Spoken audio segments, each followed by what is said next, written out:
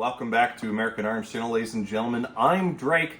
Today, as you can tell from the title of the video, we're taking a look at a heavy steel load for the 10 gauge.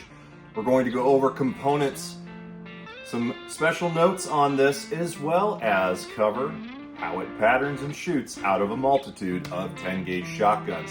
You're not going to want to miss this if you're a Mighty 10 fan. Without further ado, let's get right into it.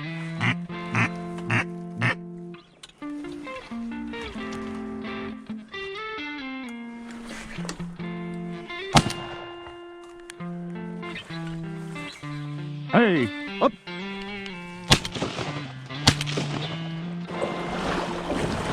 Here, leave it. Good boy.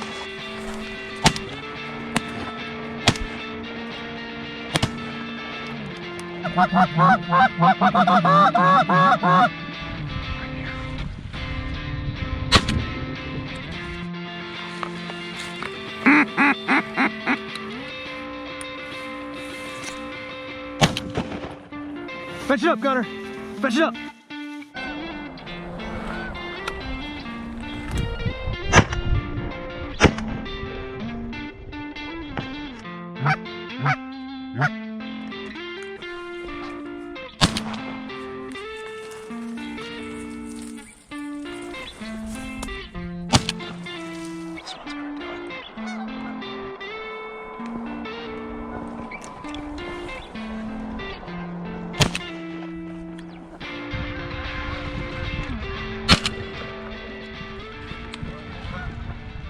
I am going to cover what's going into the load. We're going to cover actual pressure test data courtesy of Keith Gee at Salt Creek Custom Ammunition through precision reloading.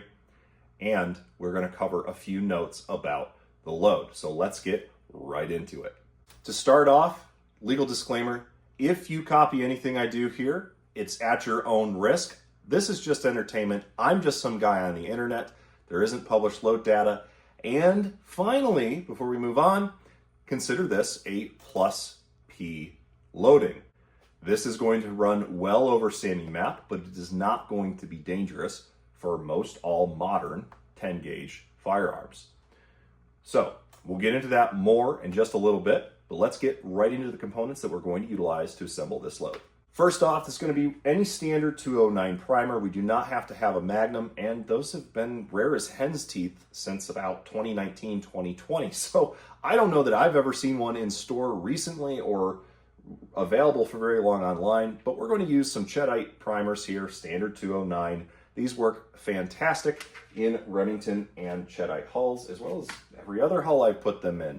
For a hull, I'm going to be loading this load today in a Remington. It's my preferred hull overall. This is what has been most available. It has the white or clear base wad in the bottom of it, and it runs a little over 3.5 inches. It's 3.520 to 30 on most of the hulls. So we're going to need to trim that down to between 3.490 and 3.500 inches to make sure that not only do we get a good consistent crimp that's not twisted up or too large, but that we also have reliable ejection in the autoloader 10s, the Mag 10, SP 10 series, as well as the Browning Gold 10. We're also going to skiv it, and we'll show that as well. Now, you will note in the pressure test data that this was done on a Cheddite hull. Here is one roll crimped, 1.75 ounces. This is a steel load, and that is what the pressure test data is off of again. We're going to have about 1,275 feet per second is what I'm going to call it on average, and that's going to be for barrels between 26 and 32 inches in length. The test barrel was 32 inches at precision reloading. Next up, we need powder, and one of my absolute favorites since 2020 has been Vihtavuori 3N38. It's a fantastic powder for standard field and Magnum loads in the 10 and 12 gauge. The Vihtavuori powder is very consistent. It burns well in low temperatures. It's very clean. It smells good too, which we know that's the most important thing when we're choosing a powder, right? What it smells like when it's burnt. And overall, just a consistent quality performer. I've used it in many of the loads on this channel. Next up, we need a wad, and it's readily available and pretty dang affordable. This is the Ballistic Products TPS10 holds 1.75 ounces of steel shot, if I can speak, very easily, and is pretty much a staple of any 10 gauge loader's components. And on that note, we do need some form of steel shot. I am using Daisy polished airgun pellets. This is what I call B+. It's 177 caliber, about 4.5 millimeter. They typically come in just a touch under there, but they are a perfect in-between of number B and number BB. You can run any steel shot size you like. You're going to lose a little bit of capacity if you go above triple B. I honestly recommend staying between number 2s and BB, and my personal choice would be either B+ or number 1s. So I mentioned some notes about this load, and what I want to start off with is conceptually why we're going to this load. So let's jump right into that. And cost is a big thing.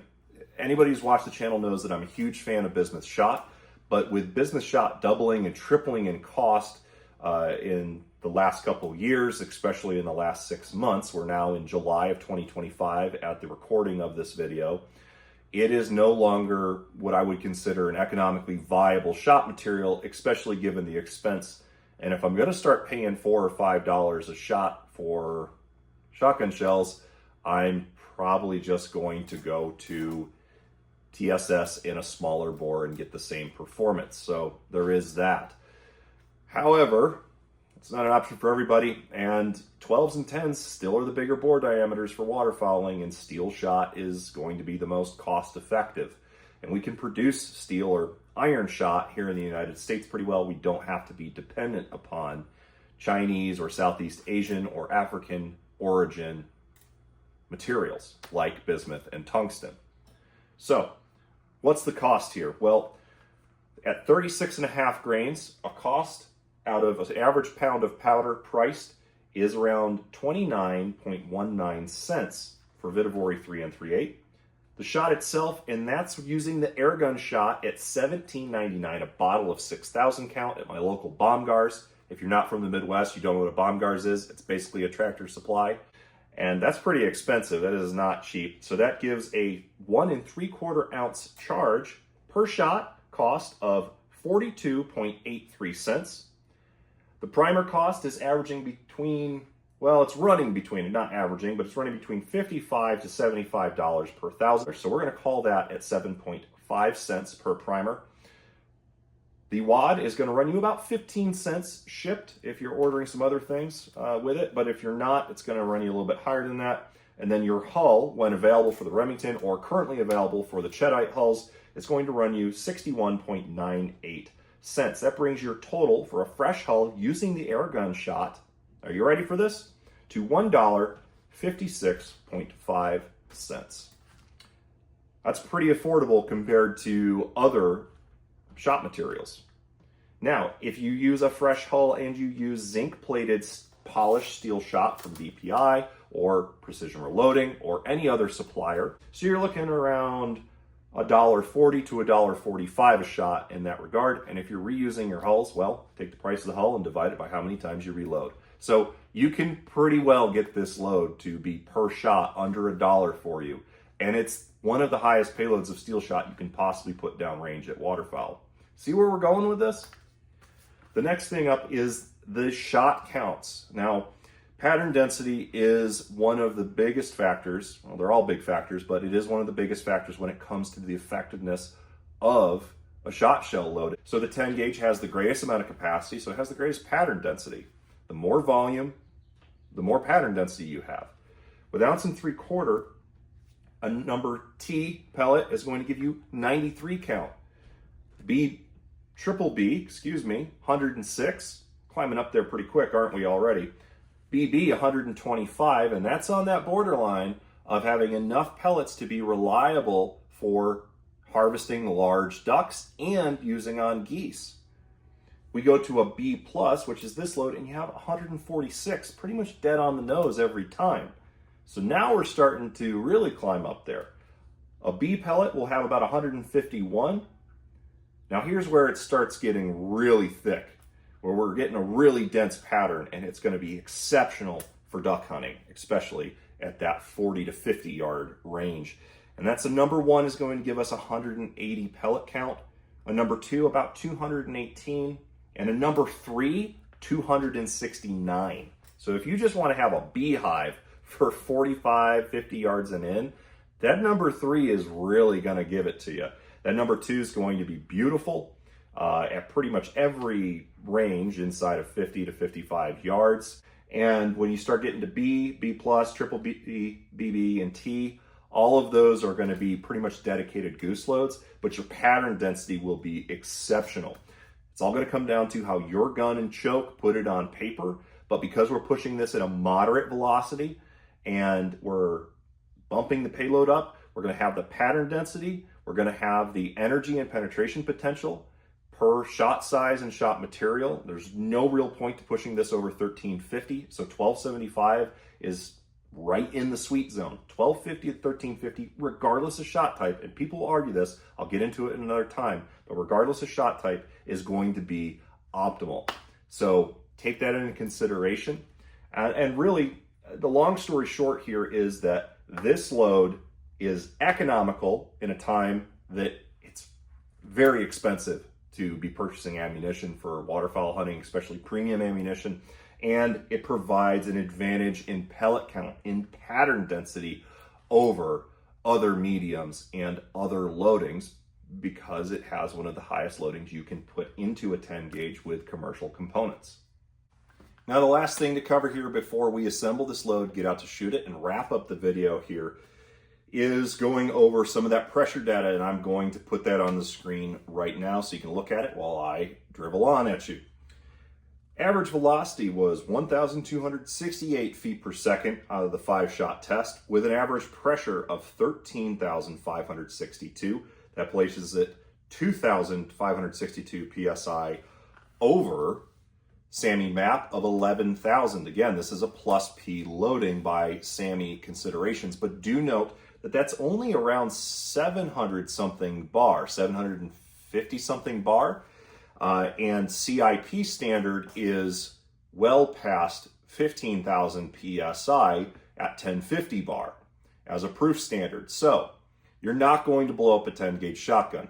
Take this into consideration. When I was messing around and creating this load, and while I was discussing it with Keith Gee at Salt Creek Custom Ammunition, I was throwing a very high powder charge that I will not share with you, and it was pushing this load at well over 1,400 feet per second. However, when pressure tested, it landed between 17 and 19,000 PSI as the initial test results out of a 5-shot sampling. I noted no serious conditions to the primer or hulls when firing. They were multi-use hulls actually and been reloaded. And I did use them on snow geese. Unfortunately, I did not get that on video and I did not capture pictures of the butchering of those birds or anything of the sorts. But I can tell you that between 35 and 60 yards, it was absolutely devastating. I had also shot some birds with a 37 and 38 grain charge, which would be higher pressure and a little bit higher velocity than this loading. And again, no pressure signs and the same performance at those distances, at least anecdotally. So this has been somewhat field tested prior to this finalized load, but do understand that even though you are running a little bit higher pressure, there is no concern that it's going to break a firearm or harm the user. Again, if you don't feel comfortable with that, do not load this cartridge and don't utilize it. But if you are, those are the numbers. To give us a little bit of idea of the consistency of this load, and you've been staring at the paper for a minute now, the standard deviation was 18 feet per second and 106 PSI with an extreme spread of 47 and 270. So that's pretty dang good for a shot shell and pretty dang consistent. So performance should hold up in all temperatures except for extreme highs and extreme lows being the outliers. But during hunting temps between 20 and 50 degrees, we should see fantastic performance. Now that that's out of the way, let's get one of these guys loaded up on camera and headed out to shoot.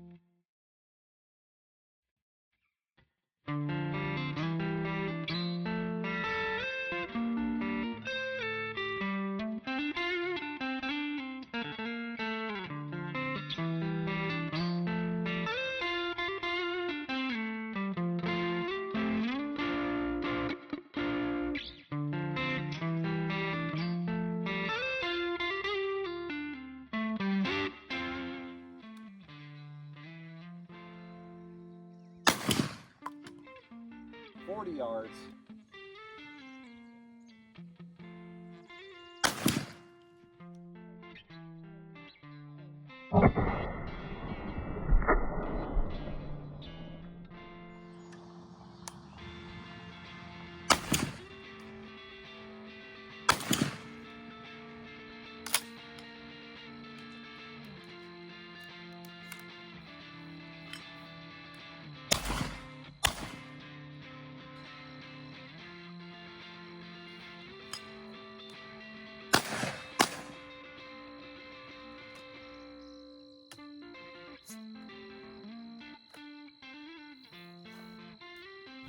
Now, before we get into looking at the patterns, I just want to demonstrate the smooth cycling of this load in both the Gold 10 and the SP10/Mag 10 designs.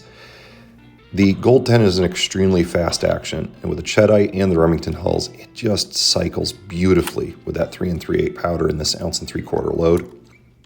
I did have a little bit of problems with the Mag 10 Deluxe, and that was some cleaning regimen, but you can see here just beautiful cycling, a little bit of a hang up there at the back side as it pauses before going back into battery. Perfect function, good positive ejection there. Just fantastic cycling overall. Now let's get into the patterns. Here we go. First up is the Mag 10 standard pattern, 78%, not the best looking pattern, but it will work, and with number 2s, it definitely would fill in quite a bit. Then we've got the BPS 10 running the Carlson's 750 Improved Modified. Very nice looking pattern. Best pattern of the night, and it was 88%, so in extra full territory at 40 yards.